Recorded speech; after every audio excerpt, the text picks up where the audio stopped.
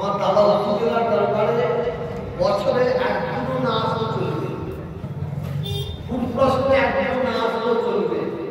21, 22, 23 এই 3 দিনের একদিন তো পা দেবে, 3 দিনের একদিন পা দেবে। কারণ আমার দাদা হুজুর রহমতুল্লাহ বলেছেন, বাবা এই 21, 22, 23 দিন ঈশ্বরের সঙ্গে যারা হাজির দেবে তারা আমি আবু বকর আমার মেহমান হয়ে যাবে।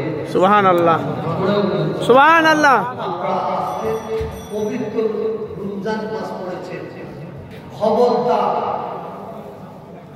3 দিন ঈশ্বর সবে খবরদার কেউ খাবে না দিনের বেলা। যদি কেউ খায় হারাম খাবে, হারাম খাবে, হারাম খাবে। হোটেলওয়ালা হোটেলগুলো বসে থাকবে, আপনারা যদি হোটেলের হাত বসে পচিয়ে দিতে পারে তবেই জানবো আপনারা সব করে আমার বাড়ি কাপড় দিয়ে দেয়, কাপড় দিয়ে দেয়, আরাম করে ঢুকে ঢুকে খাওয়ায়। কথা বলুন না যে এনে আরাম করলে কি হবে? আপনার কাছে আরাম করলে 21, 22, 23 ঈশ্বরের সামনে আসবে। আমার বক্তব্যটার টাইমে যাচ্ছে ইনশাআল্লাহ।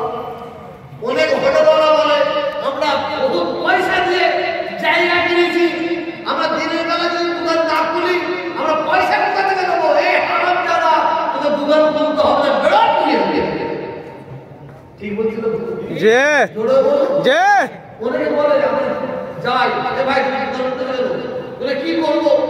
আমাদের এত টাকা ভাড়া দিয়েছে, আমরা যদি দিনের বেলা দোকান না করে আমরা ভাড়া মিটাবো কি?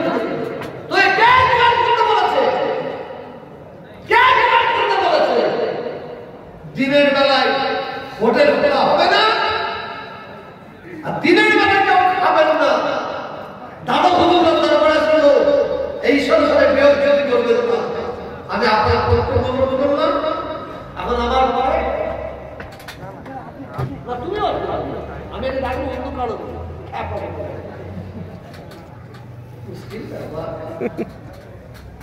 আমি একে ডাকবো বসবো, বাপ আছে আর একটা বাপ আছে।